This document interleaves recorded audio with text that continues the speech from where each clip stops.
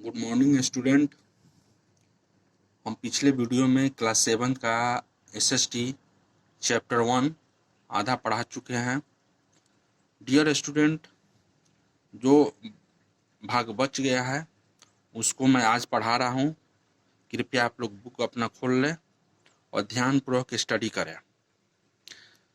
हमने ये बताया था पिछले वीडियो में कि जो हमारा हिस्ट्री है, मेडाइवल पीरियड है, जो हमारा भारतीय इतिहास है, वो 3 भागों में बटा हुआ है: प्राचीन इतिहास, मध्यकालीन इतिहास और मॉडर्न हिस्ट्री यानी आधुनिक इतिहास, यानी एंशिएंट हिस्ट्री, मिडाइवल हिस्ट्री और मॉडर्न हिस्ट्री। आइए यहाँ से हम लोग देखते हैं आगे। Source of medieval period. The medieval period is closer to us than the ancient period. जो मध्यकालीन काल है वो हमको हमारे बहुत नज़दीक है, क्लोजर है, क्योंकि मध्यकालीन काल के जानकारी जितना हमें ज़्यादा प्राप्त होता है और सोर्सों से, एंशिएंट काल के प्राचीन इतिहास का जो सोर्स है वो उससे कम है। Hence there are plenty of source available to us to learn about this period. जो मिडाइवल पीरियड है इसको जानने का बहुत सारा सोर्स है, स्रोत है। मिडाइवल पीरियड को जानने का स्रोत है, बहुत सारी किताबें हैं,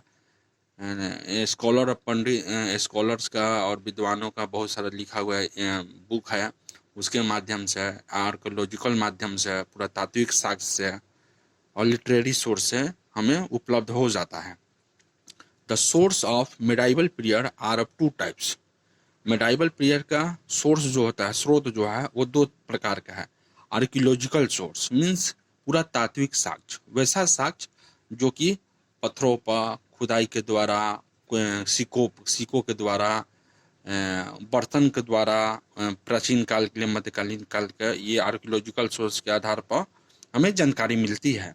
एंड लिटरेरी सोर्स, वैसा सोर्स, लिटरेरी सोर्स जो कि खुद साहित्य लिखा गया हो उस काल में। क्रोनिकीज एंड ऑटोबायोग्राफी, ऑटोबायोग्राफी जो ये जीवन वृत्तांत है किसी राजा महाराजा का उस समय, biography and the accounts by the foreign traveller.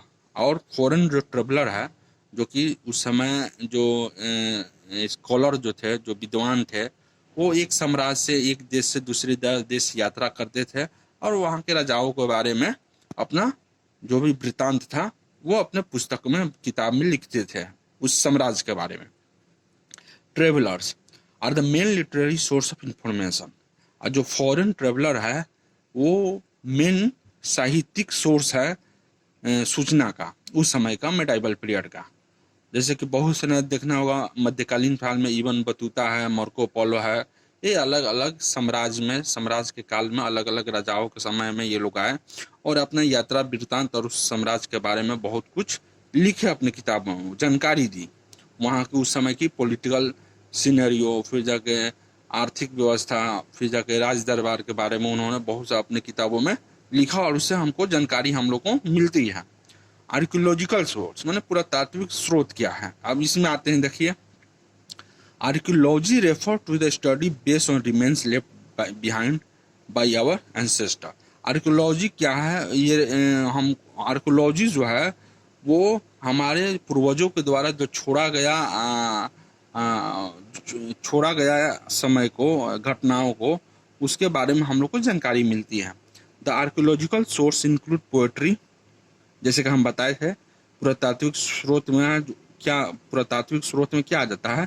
उस समय को वहाँ के रहन सहन से राजनीतिक, सामाजिक और आर्थिक और व्यवस्था के बारे में हम लोग को जानकारी मिलती है। Archaeological source include poetry, poetry के समय उस समय काव्य के बारे में, साहित्य के बारे में, वीपन्स, हथियार के बारे में, स्कल्पचर, इंस्क्रिप्शन, क्वाइन, मैंने उस समय जो राजा महाराजा सिक्का चलाते थे अपने नाम से खुद ये करवा कर, उसके बारे में। और वहाँ के खंडहर जो बिल्डिंग थी उस समय, जो कि राजा महाराजा, जैसे हमारे यहाँ फेमस है ताजमहल, हम्पी के खंडहर जो साम्राज्य बनाए थे, जो राजा बनाए थे, उसके बारे में जानकारी हम लोग को मिलती है। They give us an idea about the political and economic history. ये हम लोग को राजनीतिक और आर्थिक इतिहास के बारे में जानकारी हम लोग को प्राप्त होता है इससे। Many ruler in south India constructed temples. और जो दक्षिण भारत में मेनी रूलर्स माने दक्षिण भारत के अधिकांश जो शासक थे वो टेम्पल को बनाए हैं, टेम्पल बनाए हैं, मंदिर का निर्माण करवाए हैं बहुत सा। जैसे कि मान लीजिए कोणार्क का मंदिर, सूर्य मंदिर, या पुरी का जगन्नाथ टेम्पल, फिर जाके साथ में तमिलनाडु में जाइएगा वहाँ मदुरई में बहुत सारे टेम्पल। तमिलनाडु टेम्पलों का शहर कहा जाता है। वहाँ पर बहुत सारे टेम्पल बनाए गए हैं राजा महाराजाओं के द्वारा। This temple are also rich source of the study of religious culture history. ये जो टेम्पल थे, जो ये मंदिर थे जो बनाए गए थे राजा महाराजाओं के दौरान, उस समय के मध्यकालीन समय का, ये क्या थे, अपने आप में धार्मिक और सांस्कृतिक इतिहास को व्याख्या करते हैं, धार्मिक और सांस्कृतिक इतिहास को व्याख्या करते हैं।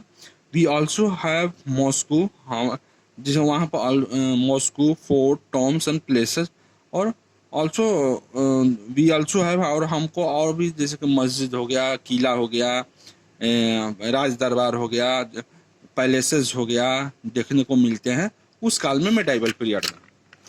आप प्लीज पढ़ ले दोस्तों, पेज नंबर 8 में आए इधर।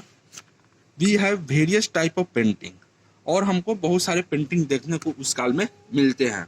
Of this period painting provide valuable source for the study of custom. अब पेंटिंग जो है उस समय के रीति रिवाज के बारे में जानने के लिए, फूड हैबिट, कैसे लोग खाते थे, क्या खाते थे, कैसा ड्रेस पहनते थे, कैसा उन लोगों को गहना पसंद कर, उस समय गहना का प्रचलन क्या था, वहाँ के जो जनजीवन था किस तरह के गहनाओं का शौकीन था, ये सारे हम लोग को रीति रिवाज और पेंटिंग से हम लोग को पता चलता है। There are numerous inscriptions in stone and copper plates, और बहुत सारे इंस्क्रिप्शन जो है, बहुत सारे inscription in stone and copper plates, बहुत सारे इंस्क्रिप्शन देखने को मिलते हैं। शिलालेख जिसको बोलते हैं हम लोग, पत्थर पर लिखा गया लेख को शिलालेख बोलते हैं। फिर कॉपर प्लेट जो हो गया, उस पर जो लिखा गया लेख को देखने को मिलते हैं। They give us valuable information about ruler.